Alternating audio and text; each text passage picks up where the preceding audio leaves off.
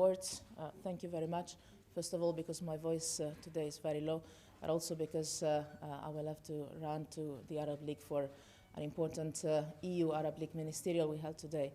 It is a particularly sad times for our region. Attacks in Berlin yesterday, the very sad episode of killing of the Russian ambassador yesterday in Ankara, and just a few days ago, another attack, this time in Jordan, and a week ago here in Cairo.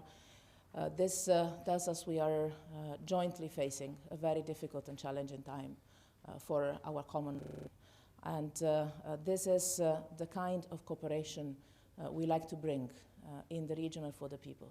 I would like to thank my friend, the Minister, for an excellent cooperation on, in particular, these two projects we signed today, one in support, and I know, even if I don't understand Arabic, that you described the projects at length, but especially the fact that we managed to work together to promote job creation for young people in a country that is made of young people, and where young people must find their place in life and in jobs, with good quality jobs and a future, and also present. And also a project to finance meals for children in school, especially the most vulnerable children, especially the young girls that are sometimes the first ones to pay when a family is facing a difficulty back home. This is the kind of practical cooperation that the European Union is bringing. And this is the kind of practical cooperation we like to establish with our partners in the region. And I would like to thank the Minister, Egypt in general, for managing to be in this so concrete. And I'm sure that what we signed today will bring something really good, again, for children, for people, very practical. Maybe next time I come, we visit together a project, because this is what we're doing, bringing something good for the people in everyday life. There's very little politics in this. There is a lot of practical work to make people's lives better in a time and in a region where this is very much needed. So this needs humble, constant work, determination. Also, it means overcoming some difficulties or some differences we might face in our discussions or in our political talks. But the priority for us, the priority for the European Union in all its partnerships is this: for the people, the work for bringing something good for the everyday life of the citizens of our region, which is the region around the Mediterranean. I would like to thank you very much, and I apologize today, no questions. The Arab League is waiting, but I thank you very much.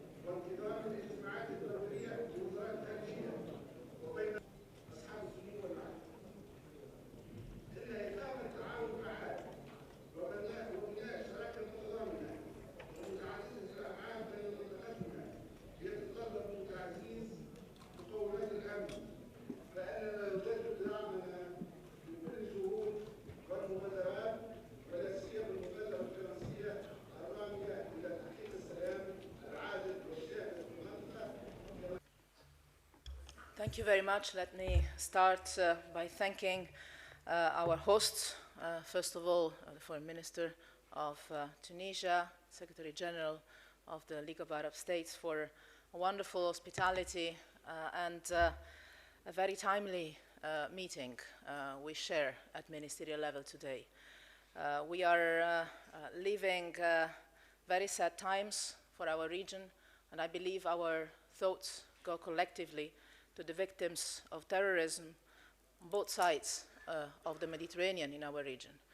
Today, we share a feeling of sadness and, if I can say so, mutual condolences as we see victims, civilians, innocent victims falling in Berlin, in Jordan just a few days ago, in Cairo, the assassination of the Russian ambassador in Ankara yesterday. We face a wave of unconceivable violence and terrorism that makes our gathering together, our meeting today, even more important, even more relevant, because I believe we share the common and deep conviction of the fact that only a common response to the terrorist violence can bring results for the sake of civilians across our region.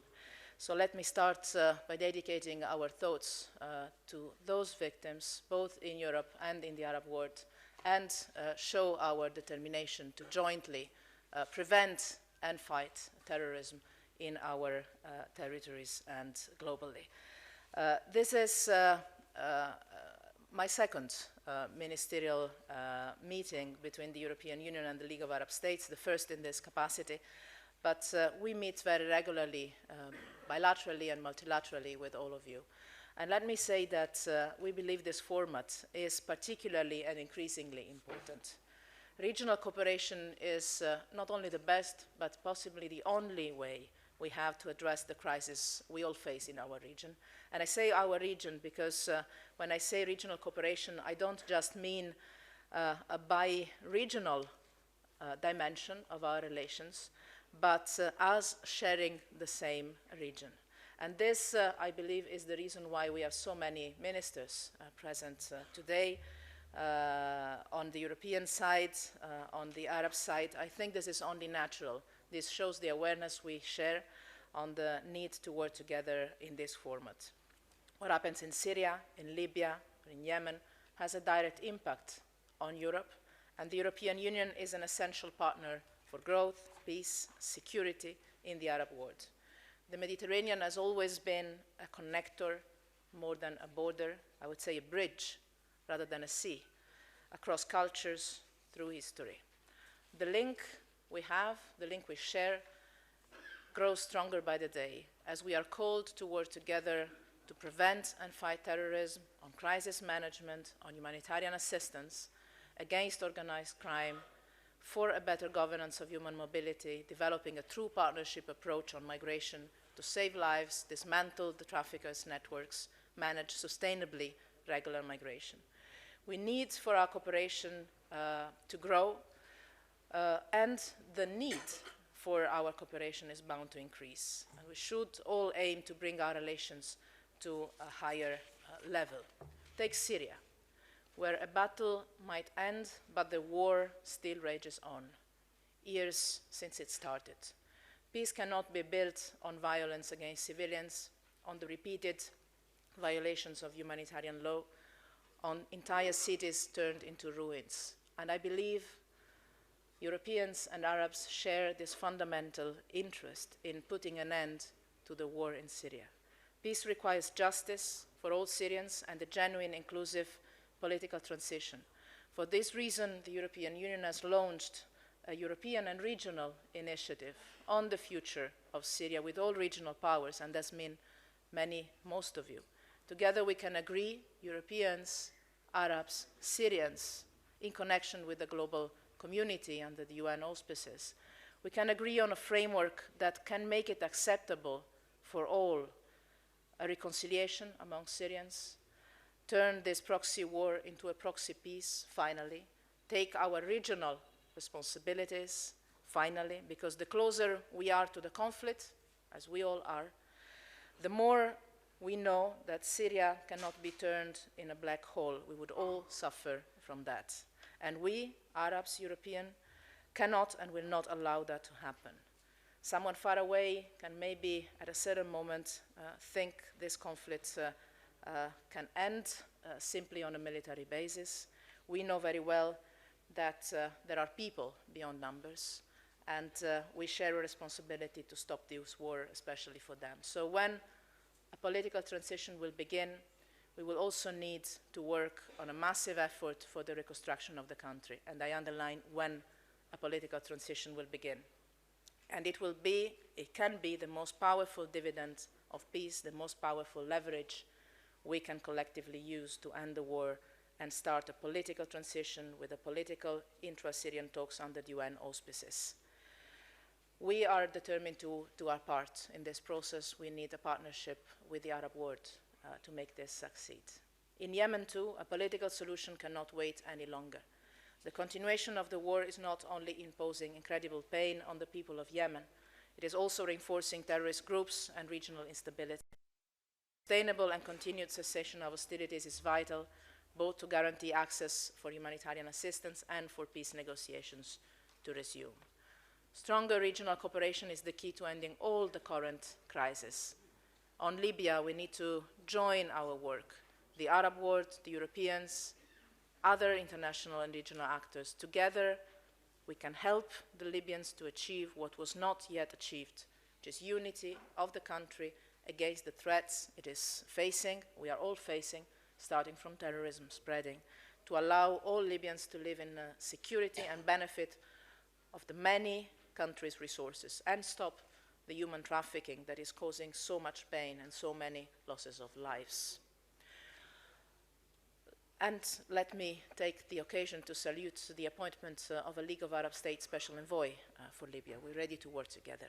Let me conclude on a much older conflict, the one between Israel and Palestine. This has become the easier one to solve, given the proliferation of many more other conflicts. Still, this stays on top of our agenda. And sometimes I have the feeling that it's only Europeans and Arabs keeping the Palestinian-Israeli conflict on top of our political agenda. We need to join efforts in trying to facilitate a solution to this old, relevant, but not impossible to solve conflict in our region. It's regional players that can play a crucial role in changing the dynamics on the ground. The Arab Peace Initiative provides key elements for a comprehensive conflict settlement. We must keep the prospect of the two-state solution alive, and it is even more vital in these days. We cannot underestimate the risks of a new escalation of violence, and we cannot underestimate, on the contrary, the positive impact that some kind of cooperation in the holy places could have for the whole region, and, let me add, for the entire world. We can really make a difference there. I am not, and we are not, Europeans, among those that believe hope is lost. On the contrary, we need that in the moment of difficulty, we need to intensify our common work to solve the conflict. The European Union has a direct stake in the stability and the security and the prosperity of the entire Middle East. We are ready to support peace with all our tools, through diplomacy, through humanitarian aid, through trade and development cooperation. There can be no peace in this region without the people and the governments of the Middle East. And if I can spend one word on our positive agenda, because surrounded by these multiple crises and conflicts and threats, we sometimes forget to look at the positive that our people, and especially our youth, can bring to our common region. Beyond the many crises and conflicts, we can together invest on our youth, not only for the future, but also for the present. And I say this in a country that is hosting us now, that has half of its population that is young. Investing in job creation, education opportunities, opportunities for active participation in our societies for all, societies that we want and we need to be inclusive for all and fair. It is time to move beyond old and also new dividing lines and build strong, real partnerships for the benefit of our citizens, and let me say also for the benefit of our world, because we live in this moment in the most conflictual region of the world. We are the ones that know it better because we live in this region. We have maybe a certain responsibility in trying to solve some of the situations we are facing today firsthand. Politics change, administrations change, but history and geography do not change. And we share too much to even think of ourselves as two distant entities. So we have this responsibility in common. Let me wish us all a fruitful common work, not only for today, but also for the months and the years to come together. Thank you.